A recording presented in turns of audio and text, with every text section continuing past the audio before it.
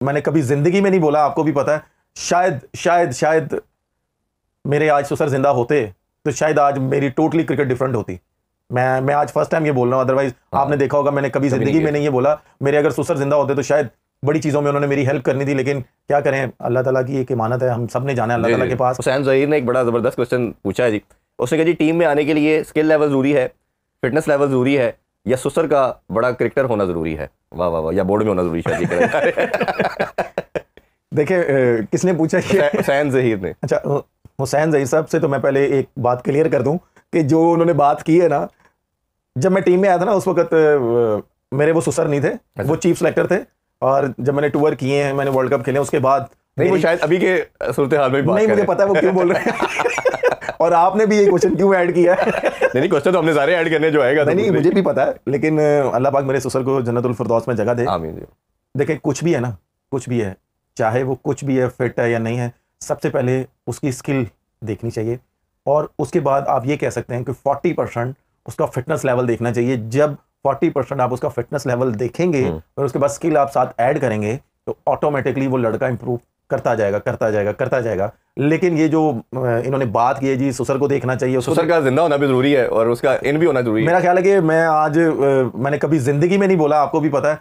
शायद मेरे आज ससुर जिंदा होते तो शायद आज मेरी टोटली क्रिकेट डिफरेंट होती।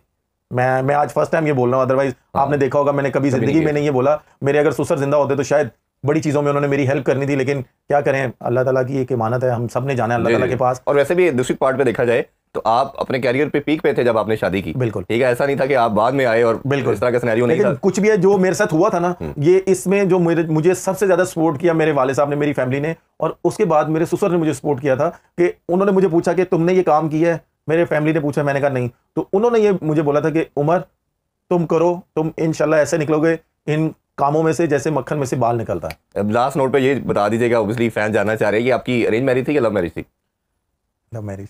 वाह वाह वाह, ये वैसे ये उमर अकमल ने मेरा ख्याल है पहली दफा सीक्रेट रिवील किया है जी। अभी ब्रेक की तरफ बढ़ते हैं, वापस आके मजीद आप लोगों के क्वेश्चन शामिल करते हैं, हमारे साथ रहिए। Welcome back in PSL sports on special transmission. Umar भाई, अभी नेक्स्ट क्वेश्चन को ऐड करने से पहले अगर आपसे वो आप बता रहे थे, एक बड़ी ब्रेकिंग न्यूज़ दी है आपके कि आपकी लव मैरिज थी, तो जरा वो बताइए, भाभी से कब मुलाकात हुई, कैसे मिले और घर वालों ने क्या उसमें सपोर्ट किया आपको? कोई मुश्किल तो नहीं आई शादी में? मुश्किल नहीं होता ना, हमारी ट्रेडिशन में होती है कि जरा कई दफा प्रॉब्लम आती है। नहीं, मैं फर्स्ट टाइम जब गया था तो मैं अपने ब्रदर इन लॉ की शादी पे गया था, तो मैंने तब देखा था। आप ये कह सकते हैं कि love plus marriage, arrange marriage हुई है। ये कह लें कि वो कहते हैं ना कि जब कुछ नहीं था तो उस वक्त अपने नहीं पूछ रहे थे, जब सब कुछ आया तो सारे कह रहे थे कि भाई कर लो, तो मैंने कहा नहीं, अब नहीं करनी। नहीं, तो तब मेरे वाले साहब ने मुझे बोला था कि अगर कोई है तो मुझे बता दो, तो मैंने अपने वाले साहब को बताया, तो मेरे वाले साहब ने मुझे बड़ा डांटा था। अच्छा। तो मेरे वाले साहब ने कहा था कि तुम्हें वो खिलाने वाले हैं, टीम में लाने वाले वो चीफ सेलेक्टर थे तुम? चीफ सेलेक्टर हैं, तो वो मेरी तो हिम्मत नहीं पड़ रही, वो लेजेंड है पाकिस्तान के, तो मैं कैसे उनसे ऐसे बात करूंगा। तो बस ये कह लें कि मैंने उनसे 1-2 दिन का टाइम मांगा, तो फिर जब मैंने अपनी वाइफ से बात की तो मैंने वाइफ को ये बताया कि मेरे वाले साहब की ये नेचर है, वो एक दफ़ा आएंगे उसके बाद वो नहीं आएंगे।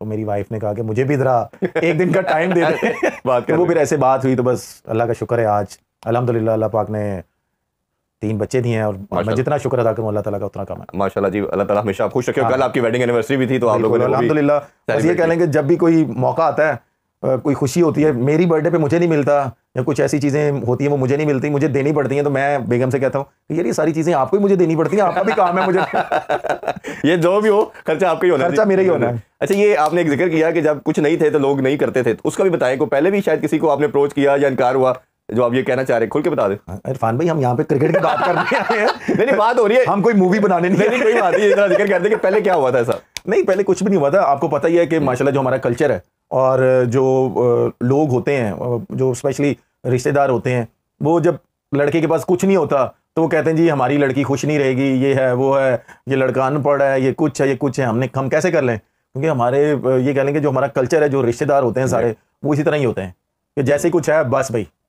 ये तो इवन घर में भी होता है, बच्चा कमा रहा हो तो वही सबसे बेहतर हो जाता है। तो बस इसलिए फिर मैंने कहा कि रिश्तेदारों में नहीं लेके आनी, कोई बाहर से ले आए, वो राज कर ले। मुझे अभी तो पूरा पाकिस्तान बाबर आजम की शादी का भी वेट कर रहा है और वो भी किसी दिन उमर भाई से पूछेंगे कब वो शादी करेगा, मालूम है तो बता दें वो भी। सर मैं मौलवी मैंने उसका निकाह कराना, ये बेहतरीन हाल यही है कि देखें उसके घर वालों को पता होगा, उसको पता होगा, अल्लाह करे, चले अल्लाह करे जी जल्दी वो भी शादी करे। हाँ। और बाकी जितने भी उसके दोस्त हैं और आप लोग सब मैरिड है तो बाबर आजम हम भी जाएं उसकी शादी पे जाए। बिल्कुल, और नसीम शाह, ये दो ऐसे प्लेयर हैं जिनके सब ओबियसली अब पूरा मीडिया जानना भी चाहता है। एक और क्वेश्चन है उमर भाई आपके लिए, बड़ी दूर से क्वेश्चन आया जी। मोहम्मद हारून ने टांग से पूछा है, केपी से, ये पूछ रहे हैं जी कि मैं बचपन से आपको क्रिकेट खेलते हुए देख रहा हूँ और आपका बहुत बड़ा फैन हूँ, अल्लाह ताला ने आपको हर तरह की सलाह से नवाजा है, बट आप क्या रीजन है कि अभी भी टीम में भी नहीं है और इवन पीएसएल में भी हम आपको नहीं देख पा रहे? देखें क्या नाम बताया था आपने भाई? मोहम्मद हारून।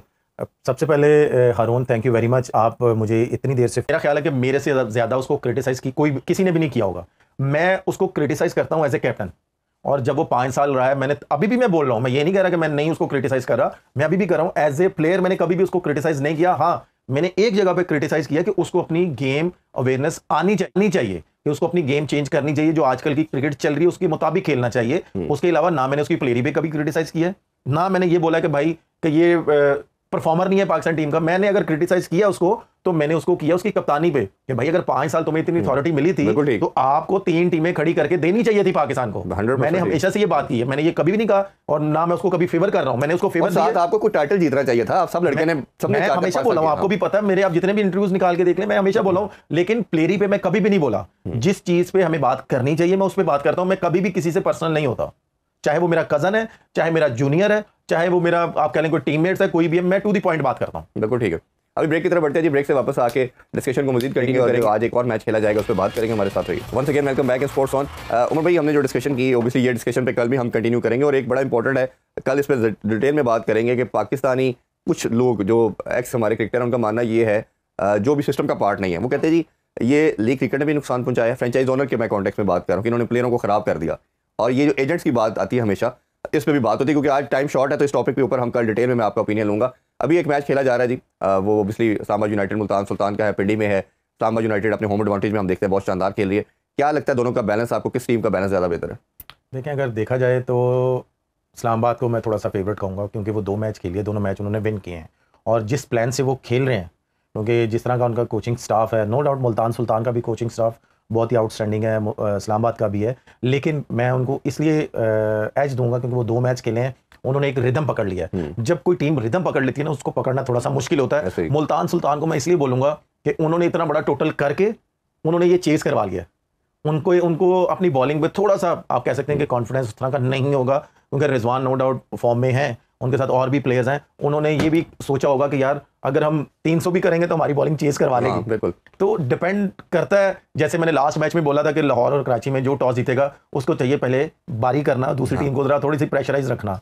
तो मैं आज के मैच में भी यही बोलूंगा कि पिंडी का जो विकेट है, अगर तो फ्रेश विकेट है तो जो कुछ भी हो मैच बहुत अच्छा होगा। जो भी टॉस जीते, मेरी उसको राय यही है कि वो पहले बारी करेगा, अगर चाहे वो कम टोटल भी होगा ना, तो दोनों टीमें बहुत बड़ी हैं और प्रोफेशनल है, वो एक प्लान लेके आएंगी। अगर उन्होंने कम टोटल किया है तो एज ए बॉलिंग यूनिट जो उनकी कोचेज हैं वो अपने बॉलर्स को प्लान देंगे, तो एक बड़ा अच्छा देखने को मैच मिलेगा। और ऊपर से जो पिंडी का क्राउड है वो आपको भी पता है, वो इस्लामाबाद को सपोर्ट करेगा, तो इस्लामाबाद को मैं इसलिए थोड़ा साइड देना चाह रहा हूँ। और दूसरा हमने ये देखा कि इस्लामाबाद यूनाइटेड जो है वो तो एक तो ऑल अटैक की तरफ जाती है, और सबसे बैटिंग विकेट भी इस्लामाबाद की पिंडी की पिच को कहा जा रहा है। शादाब से लास्ट मैच में पूछा गया कि सक्सेस की रीजन क्या है, उन्होंने कहा ऑब्वियसली हम एक ही तरह के माइंडसेट के साथ जाते हैं, एग्रेसिव अप्रोच के साथ, बट एडिशनल एडवांटेज हमें ये है कि हमारे पास बॉलिंग की 6-7 ऑप्शन है, बैटिंग भी 7 हमने देखा 10वें नंबर तक आ रहा है। तो आपको लगता है कि ये टीम ज़्यादा सक्सेसफुल हो रही है जिनके पास बॉलिंग में सिर्फ 4-5 नहीं 6-7 की ऑप्शन है?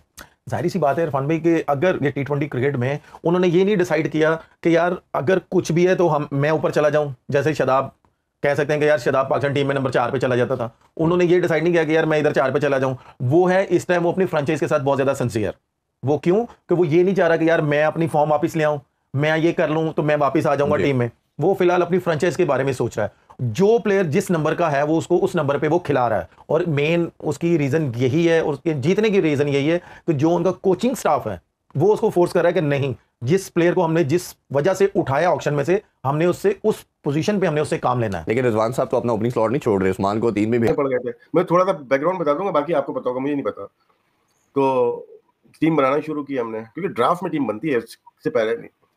तो एक प्लेयर का फोन आता है, वो बोलता है राशिद भाई ऐसा नहीं होना चाहिए। मैंने कहा कैसा नहीं होना चाहिए? कि हम लोग इकट्ठा हो गए हैं और इनके साथ हम नहीं खेलना चाहते। ठीक है ना, जो कि वर्ल्ड कप भी खेले साथ में। तो खैर डॉग आपको जो पता है वो बताएं। मैं मेंडेस आई नहीं, मेरे ये जो आपने जो मुझे मेरा और ब्लड प्रेशर हाई किया है। अच्छा राशिद, जो मुझे पता है और मेरे पास एविडेंस भी है, मैं एविडेंस के बगैर बात करता नहीं इस किस्म की, ठीक है, यहाँ तो पब्लिश्ड हो। आज सलमान इकबाल साहब मेरी तो खैर बहुत काबिल इज्जत हैं और मुझे इत्तेफाक भी है उनके साथ काम करने का। A very enterprising charming man, a young man, और बहुत बड़े बिजनेस एंटरप्रेन्योर हैं, कराची किंग्स चलाते हैं, ए स्पोर्ट्स है उनका, ARY है, बड़े मल्टीपल, बहुत डायनामिक आदमी है। उनकी मैंने स्टेटमेंट देखी तो उन्होंने कहा जी कि बाबर को हमने रिलीज किया था क्योंकि हम चाहते थे वो नंबर 3 पे खेले और वो ओपन करना चाह रहा था, ठीक है। अच्छा, इसमें मैं एक कॉन्ट्रडिक्शन है जो बाद में मैं आपको बताऊंगा। तो हमने रिलीज किया है, वेर जो जो मुझे पता है, वो मुझे ये पता है आनियाँ जानियाँ लग गई थी। हुआ ये था कि Babar was uncomfortable with one on the management, कोई साहब थे मैनेजमेंट पे, उनके साथ वो अनकंफर्टेबल था। और बाबर आपको पता है उस वक्त रॉलिकिंग सुपरस्टार था और बहुत ज़्यादा रन्स कर रहा था और at the top of the world था, ICC रैंकिंग्स में था। और मेगा स्टेडियम में जब बाबर बाबर बाबर होती थी, बहुत सारे एक्स क्रिकेटर्स जेलस भी थे जो इसकी राइस से। तो और दूसरा फिर पीछे कुछ और भी चल रहा था क्योंकि इनकी जो बाबर आजम का जो लिंक था वो किसी और प्लेयर एजेंट के साथ था, कुछ के और इंटरेस्ट थे अपने पीछे, और फिर वो बातें भी कर रहे थे, बातें इन तक पहुंच भी रही थी बाबर तक। तो ये इससे डिसाइड कर लिया कि he will not stay in Karachi Kings, ठीक हो गया। अब हुआ ये कि कराची ने पहले सोचा था कि इसको फारिग करें बिकॉज ऑफ उन्हीं साहब की वजह से कि बाबर को फारिग करें। इत्तफाकन पाकिस्तान 2022 के ICC वर्ल्ड T20 जो ऑस्ट्रेलिया में हुआ था, जिम्बाब्वे के हॉलैंड के कर्टेसी, वो पहुंच गया अपना सेमीफाइनल में। ये नवंबर की बात है 2022। ओके, नवंबर 22, जबरदस्त। जब वो सेमीफाइनल में पहुंचा, इनके तो हाथ वहाँ भूल गए। फिर एक साहब जो अब ARY के साथ नहीं है, जिन्होंने PCB में भी काम किया, अब कहीं और काम कर रहे हैं, उन साहब ने कांटेक्ट किया इनके प्लेयर एजेंट से भी। उन्होंने कहा नहीं यार, गाइस डिसाइडेड। अच्छा, अभी यही चल रहा था, ये कोशिश कर रहे थे कि रिटेन कर लेंगे, फार्मूले लगाएंगे, जो भी करेंगे। तो इतने में पाकिस्तान की टीम फाइनल में पहुंच गई। इन्हें को बेड़ा कर किसी वर्ल्ड चैंपियन ही ना हो जाए, ठीक है। इन्होंने हमारा कप्तान है, अब हम क्या करें, हमने तो फैसला किया हुआ था इसको हटाने का। मीनवाइल बाबर हैड डिसाइडेड, और बाबर ने, जो मेरी इतलात है, बाबर ने इनको राइटिंग में कन्वे किया था कि बहुत अच्छा टाइम गुजरा, thank you very much, but I want to move on, और अगर आपने मुझे ट्रेड ना किया तो आप बेशक मुझे पूल में रिलीज कर दें, बट मैंने अब कराची किंग्स से नहीं खेलना। फिर आनी है जानी है। कहने का मतलब है कि या तो मुझे ट्रेड कर दें किसी फ्रेंचाइज के साथ, और या तो मुझे ड्राफ्ट में डाल दें, है ना, ऐसे ही कहता है ना, ड्राफ्ट में डाल दें, मैंने कोई फर्क नहीं पड़ता। कराची किंग्स टेक्निकल एक चीज ये हो सकती थी ना कि कोई नहीं उठाता तो कराची किंग्स दोबारा उठा सकती थी, राइट टू मैच, RTM कर सकता था। तो इसीलिए होता है कि आप अंडरस्टैंडिंग हो जाए। लेकिन ये बात कंफर्म है कि उसने कहा था कि मुझे ट्रेड कर दें, कंफर्म, ड्राफ्ट में डाल दें, या तो अगर नहीं होता तो confirmed, I will go down to the grave अगर ये गलत बात हो तो, ठीक है। अच्छा, उसके बाद क्या होता है कि फिर आनियाँ जानियाँ लगी, फिर मैसेज ट्रेड हुए, फिर गालिबन जो मेरी रिपोर्ट्स के मुताबिक सलमान इकबाल साहब ने भी कांटेक्ट करने की कोशिश की, बाबर उस वक्त फ्लाई कर रहा था तो वो जवाब नहीं दे पाया था।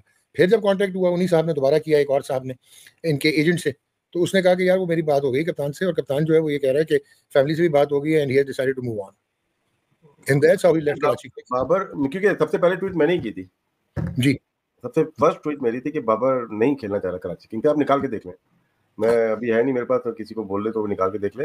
नवंबर की बात है ये, जब पाकिस्तान टीम पहुंची थी वहाँ पे, तो उसने डिसाइड कर लिया था कि 2022 में कि वो नहीं खेलना चाहता कराची किंग्स से। ये फैक्ट है, डॉग मैं इसका गवाह हूँ, और भी लोग गवाह हैं इस बात का, क्योंकि मैं देख रहा था उसका कराची किंग्स, तो उसने मना कर दिया था। फिर आगे मेरी तारिक भाई से बात हो रही थी, तारिक भाई को मना कर दिया था। तारिक भाई अंडरस्टैंड करते हैं हम लोगों को, तारिक वसी वो अंडरस्टैंड करते हैं। तो ये बात फैक्ट है कि बाबर नहीं खेलना चाहता था कराची में, डिफरेंट फैक्टर्स थे। और बहुत रिस्पेक्ट सलमान भाई की बहुत रही, रिस्पेक्ट नवीद रशीद, उनका इंतकाल हो गया, उनकी बड़ी रिस्पेक्ट रही, तारिक की बहुत रही, तारिक भाई की रही, और भी फैक्टर थे जो आपने बताया, वो मे बी वही है, लेकिन वो थे डिस्कशन में आया। एक तो बहुत बड़ा फैक्टर था वो, वही उसी फैक्टर से बाबर तंग आया था, ठीक है ना। अच्छा, अब एक और चीज है, सलमान भाई ने आज जो स्टेटमेंट दी है वो गलत नहीं है, उसकी कॉनोटेशन और है। उन्होंने कहा we were forced to release him, yes they were forced to release him, but not कि Karachi wanted to release him. बात ये तो मैं एक साल और पीछे चला जाता हूँ, एक साल और पीछे चल गए, शर्जील और बाबर ओपन करते थे, हेल्थ मूव किया था इस्लामाबाद यूनाइटेड कि उसको बोल दिया था कि आप ओपन नहीं करेंगे, उसने कहा मेरा भी चांस है वर्ल्ड कप में ओपन करने का। आइए समझ में बात आ गई। तो वो वर्ल्ड कप हेल्थ ने जिताया था, वो मूव कर गया था फिर इस्लामाबाद यूनाइटेड में। यस। अच्छा राशिद, और फिर वो एक साल पहले की बात है जो है ना, ये मुझे याद है, और मुझे आपकी ट्वीट भी याद है जिसमें हमें वो भी आया था, मतलब एक रिग्रेट भी आया था कराची किंग्स से कि राशिद ने ट्वीट कर दी है, ठीक है ना। हाँ, उसमें बोला था कि झूठ है सारी चीजें, वो शोज करते होते थे। अब मैं झूठ हमने नहीं यार, मैं फैक्ट अभी यही मसला ना भाई, सारे जो शोज कर रहे थे ना उस वक्त, वो सब झूठे साबित हो गए थे। अच्छा अब आगे पेड कंटेंट यार, हमसे पेड कंटेंट कर रहा है भाई। अच्छा अब आप एक और आप ढूंढे, अब आपको मैं एक और इंटरेस्टिंग चीज बताऊं, इस चीज पे भी कॉन्ट्रडिक्शन। और वही थे उनकी बुनियादी क्या खूबी थी कि उन्होंने टीम को एक यूनिट बनाते थे। तो जब यहाँ पर ऐसा होगा कि कुछ जो नागवासी खबरें आती हैं उन पर तो यकीन करने को दिल भी नहीं करता, लेकिन लगता है कि उनमें हकीकत है कि प्लेयर्स में डिविजन्स हैं, एक दूसरे को लेट डाउन कर रहे हैं। और अब तो ये भी होना शुरू हो गया कि जब हम इंडिया से खेल रहे थे तब भी हमारे प्लेयर्स के बारे में कुछ ऐसी खबरें आ रही होती हैं। तो ये ऐसी सिचुएशन जो है ये फ्रेंचाइज में नहीं है। फ्रेंचाइज क्रिकेट का कल्चर कुछ और है। आप ये भी देख लीजिए, बाज़ लोग जो हैं वो जो खतीब होते हैं टीवी पर और तकरीर करते हैं, किसी प्राइवेट फंक्शन में जाएंगे वो हौसला की तकरीर करेंगे, लोग कहते हैं थे और बोल रहा है, थे और बोल रहा है। तो क्रिकेटर्स जो है वो भी ऐसे कर रहे हैं कि जब when they are representing Pakistan उनको वो कहेंगे कि ये जो हमारे चेयरमैन साहब है ये बड़े मनकसल मजाज हैं, ये नरम दिल हैं, चलो ठीक है यहाँ पे ये भी कर लो वो भी कर लो, वो फेमिलियर ज्यादा हो गए हैं। और जब फ्रेंचाइजी जो है दे नीड बिजनेस। अब नोट में तो चेयरमैन खिलाड़ियों से दूर दूर रहा करते थे, कोई भी नहीं रहता था। मैं मास वाइड एक्सेप्शन जो मैंने अपनी होश में देखा है, मतलब एक तो कादा साहब का जाते जाता जमाना मैंने देखा, दूसरा इजाज भट्ट साहब तो he was a former cricketer, test cricketer थे, बिजनेसमैन भी थे और फिर वो एडमिनिस्ट्रेटर भी थे। बिल्कुल, वो पीसीए के भी रहे, एलसीसी के भी रहे, वो पाकिस्तान के मैनेजर भी रहे, पीसीबी के सेक्रेटरी भी रहे और फिर वो जमाने में तो मियां शहबाज शरीफ साहब भी एलसीसी के बिल्कुल रहे, पूरी सियासत में इन्वॉल्व थे वो, है ना। हाँ, शौक तो दोनों भाइयों को। देखें ये बड़ी अच्छी बात है। मैं जब मुस्लिम टर्म में वो रेलवे के वो अखबारात में खबरें शाया हुई हैं कि शहबाज शरीफ साहब चीफ सेक्रेटरी बन गए एलसीसी के बन गए और मियां साहब ने तो फर्स्ट क्लास में खेली हुई है, तो बड़ी अच्छी बात है। ये इसको एक नेमत समझना चाहिए। देखें हाफिज साहब, मैं आपके अच्छा ये कल्चर क्यों नहीं है फिर राजा साहब के? अगर देखें इंडिया की अगर मिसाल देते हैं तो वहाँ पर ये कहते हैं यार वो बड़े बड़े सियासतदान हैं नामवर, वो अपनी अपनी एसोसिएशन की भी सरबराही करते हैं क्रिकेट की, उनके माली अगर किसी एसोसिएशन को मुश्किलात होती हैं तो उसमें भी अपना हिस्सा डालते हैं, फिर अपने हक के लिए शहरों की और रीजन की उसके लिए भी वो लड़ रहे होते हैं और फिर ऊपर जाते हैं तो उनकी बीसीसीआई की सतह पर भी जाते हैं, टॉप लेवल पर, तो वहाँ पर भी पहुँचते हैं। पाकिस्तान में ये क्यों फिर खत्म हो गया ना? हमारे यहाँ जो क्रिकेटर है ना, अगर वो उसकी या पोलिटिकल एफिलिएशन स्पोर्ट्समैनों की रही है और अगर कोई क्रिकेट एडमिनिस्ट्रेटर है उनकी बड़ी है, लेकिन उनका वो अपने पर्पस से नहीं हटते। वो अगर मिसाल के तौर पर इंडियन इस वक्त हेड कोच है, वो एक पोलिटिकल पार्टी उसको बैक करती है, लेकिन वो हमने कभी सुना नहीं कि किसी पार्टी का ये पाला तेनू कटल है। हमारे यहाँ खबरें ऐसी क्यों आती हैं? मुझे लगता है कोई झूठी सच्ची हैं, लेकिन खबरें जरूर फैल जाती हैं कि फलां प्लेयर जो है उसकी फलां पोलिटिकल पार्टी से एफिलिएशन है। वहां पर ये कम शरद पवार पर पॉलिटिशियन, लेकिन बाकमाल क्रिकेट एडमिनिस्ट्रेटर भी थे वो। इसी तरीके से वहां पे और लोगों ने भी वो पॉलिटिक्स से आए, जैसे अब विवेक जो शुक्ला हैं, राजीव शुक्ला जो है वो भी पॉलिटिशियन, एक बड़ी जमात के। कभी किसी ने मेरे ख्याल में हमने नहीं, या शायद हम खुद उनके बारे में जरा कम बातें करते हैं, लेकिन कभी सुना नहीं कि उन्होंने कोई ऐसे भी नहीं सुना उनसे। ही सुनते कांग्रेस आई बिलीव। हां जी, कांग्रेस। अच्छा, देखा नहीं ये सब चीजें चल रही हैं वहां पे। जो क्रिकेट है ना वो दोस्त चौधरी जावेद अली साहब से उनकी अच्छी दोस्ती है, उनके साथ भी दोस्ती है। वो तो आपको पता है खुद क्रिकेट के बहुत बड़ी अच्छी गुफ्तगू करते हैं, आप उनको प्रोग्राम में बुलाते रहे हैं। तो ये देखें ना, ये क्रिकेट की ब्यूटी है कि कोई इंडस्ट्रियलिस्ट है, कोई बिजनेस मैग्नेट है, वो सारे क्रिकेट के दीवाने हैं पाकिस्तान में, और बड़ी अच्छी बात है। अभी आपने जो मियां नवाज शरीफ साहब का जिक्र किया, बड़ी अच्छी बात है। उन्होंने जब मॉल्टो में खेलते थे, he was pattern of that club, बड़े लोगों को उन्होंने सामान दिए, माली मुआवनत की, तो ये उसको अप्रिशिएट किया करना चाहिए। हालांकि मुझे एक मतलब पीजे मीर साहब ने बताया कि जो उनके क्लब से क्रिकेटर्स खेलते थे उनको वजीफा मिलता था। बिल्कुल मिलता था, और उन्होंने टीम बनाई हुई थी, और जिमखाना में तो रेगुलर जाया करते थे, बल्कि वहां पर एक पवेलियन भी बना दिया बड़ा अच्छा पैसे खर्च करके। तो ये जब वो वजीर आजम थे उस वक्त तो जिमखाना के मैचेस के ऊपर काफी सिक्योरिटी भी होती थी जब वो वीकेंड पे लाहौर आते थे इस्लामाबाद। देखिए वो देखें ना, ये इसको तो मैं तो इसको पॉजिटिव लेता हूं कि अगर कोई प्राइम मिनिस्टर है और वो अपने आके क्रिकेट खेलता है तो ये बड़ी अच्छी बात है कि वो स्पोर्ट्स माइंडेड है। और वो हॉकी फेडरेशन के भी आपको पता है पैटर्न रहे, जब वो प्राइम मिनिस्टर थे, जो हॉकी ये जो नेशनल हॉकी चाहिए उनके दौर में तामील हुआ था। बहुत सी चीजें ऐसी हैं जो उनके दौर में स्पोर्ट्स के हवाले से बड़ी बेहतरीन हुई। तो ये अच्छी बात है, क्योंकि खेलों को फायदा होना चाहिए हाफिज साहब, from the politicians, from the industrialist, whosoever।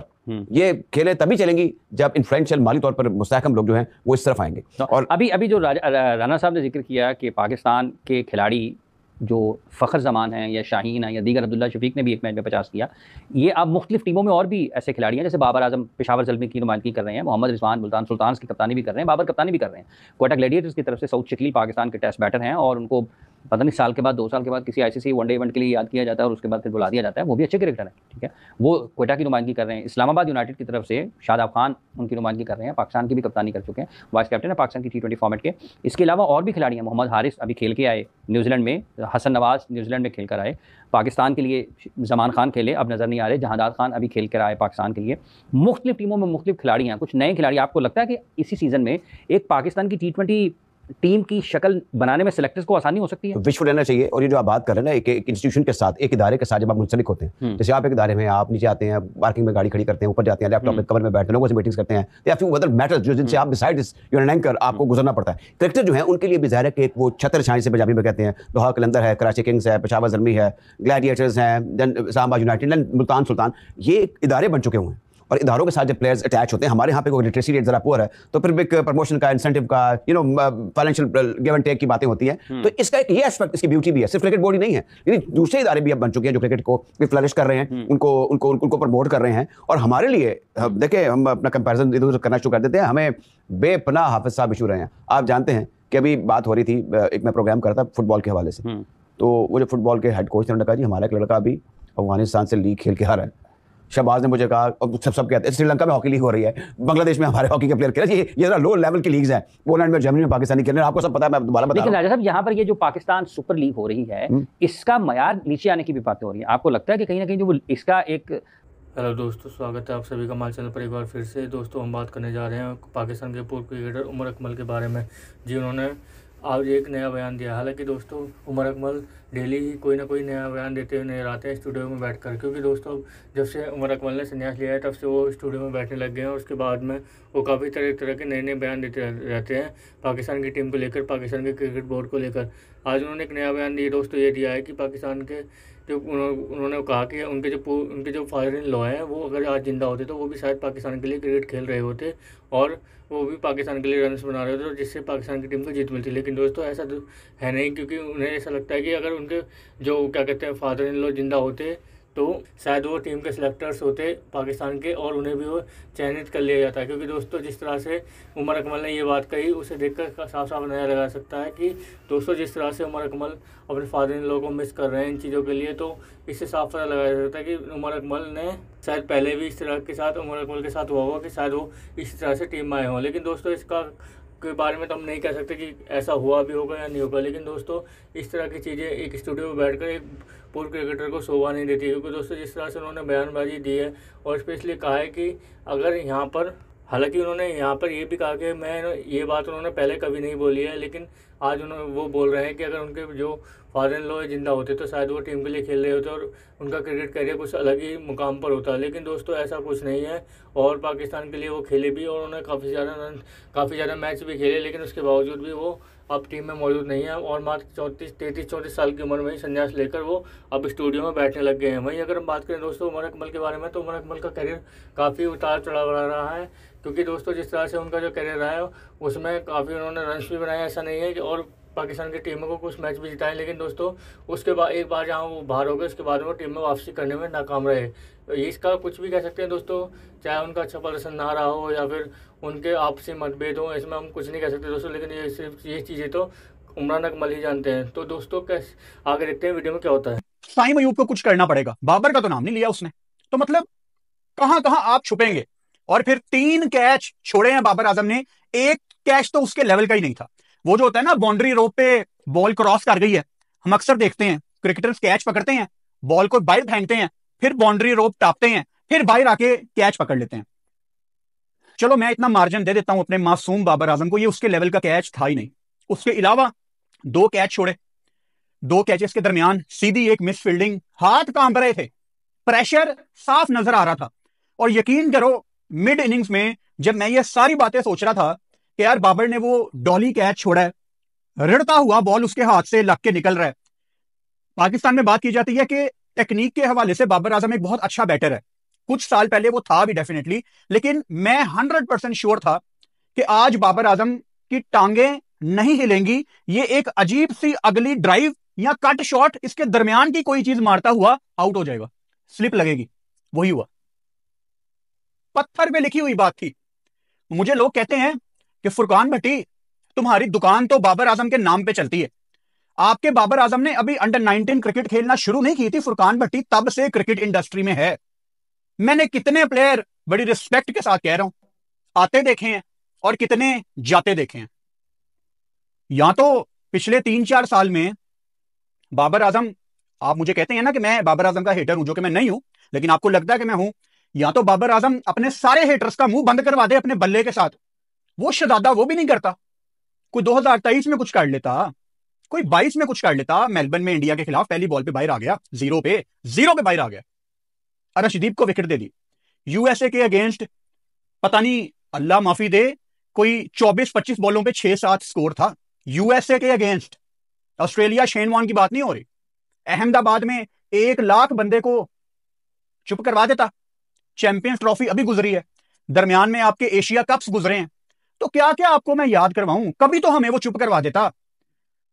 अगर हम बाबर आजम को क्रिटिसाइज करते हैं तो आपको यह समझने की जरूरत है कि बाबर आजम रैंकिंग्स में नंबर 1 पे रह चुका है। और अगर कोई बंदा नंबर 1 पे रह चुका है बात करने वाले उसकी बात नहीं करेंगे तो मेरी जान मुझे बता दो फिर किसकी बात करनी है। या तो हम एक डील कर लेते हैं, आप कमेंट बॉक्स में कहो कि फुरकान ये डील कर लो, मैं आपके साथ डील कर लेता हूं। आगे फ्यूचर में बाबर आजम जितने मैच खेलेगा पाकिस्तान से वनडे और टेस्ट के, T20 में नहीं है वो, ठीक है। आगे बाबर जितने मैच खेलेगा वनडे और टेस्ट के, हम 10 प्लेयरों की बात करेंगे और बाबर को छोड़ दिया करेंगे। नाम भी नहीं लूंगा मैं बाबर आजम का किसी वीडियो में, ये कर लेते हैं। क्योंकि देखो, मैं एक क्लिप सुन रहा था कि जितना भी कंटेंट है ना यूट्यूब पे वो बना दिया गया है, अब कोई क्या नई चीज दुनिया को बताएगा। तो दोस्तों आपने देखा जैसे कि वीडियो के अंदर वैसे उमर अकमल अपनी अपबीती बताते हुए कह रहे हैं कि अगर उनके फादर इन लॉ जिंदा होते तो वो भी टीम के लिए खेल रहे होते। हालांकि दोस्तों अगर हम इस बारे में बात करें कि उमर अकमल इस बात को जो कह रहे हैं वो स्टूडियो पर बैठकर कहने लायक तो नहीं है, लेकिन दोस्तों पाकिस्तान क्रिकेट टीम में अक्सर यही होता हुआ है। क्योंकि दोस्तों जिस तरह से पाकिस्तान की टीम की क्रिकेट के चयन होता है और देखा जाता है कि जो उनके यहाँ पर डोमेस्टिक में लड़के जो उनके प्लेयर्स हैं वो परफॉर्म कर रहे हैं, लेकिन उनको अभी तक मौका नहीं दिया जाता है। स्पेशली अगर हम बात करें दोस्तों अभी जो खेल रहे हैं PSL में सईफजादा फरहान, उन्हें अभी तक पाकिस्तान की टीम ने कोई मौका नहीं दिया है। हालांकि उन्हें अगर कोई मौका मिला भी है तो उन्हें मौका उस टाइम पर मिला है जहां पर उन्हें चौथे या पाँचवें नंबर पर बैटिंग करने को मिली है, जिसके बाद में वो फ्लॉप हुए हैं। क्योंकि सईफजादा फरहान एक ओपनर बैट्समैन है और उसके बाद में उनको चौथे से पाँचवें नंबर पर खिलाया जाता है, वो भी 13-14 ओवर के ख़त्म होने के बाद में, तो वो कहाँ से रन बनाएंगे। उसी तरह से उमर अकमल भी की बात भी मानने वाली होगी दोस्तों, क्योंकि जिस तरह से पाकिस्तान की क्रिकेट का चयन होता है उसे देख के साफ साफ नजर आता है कि अपने जो चहेते खिलाड़ी होते हैं उनको ही टीम में शामिल किया जाता है। और दोस्तों ये चीज़ें पाकिस्तान की टीम के अंदर आज से नहीं चल रही हैं, टीमें काफ़ी पहले से चलती नजर आ रही हैं। क्योंकि दोस्तों अगर उमर अकमल या कामरान अकमल दोनों ही भाई हैं, अगर देखा जाए तो बाबर आजम उनके कजन ब्रदर भी माने जाते हैं। हालांकि दोस्तों वो इस टाइम पर अगर हम देखें कि बाबर आजम को भी काफ़ी ज़्यादा क्रिटिसाइज करते हुए नजर आते हैं वो उमर अकमल।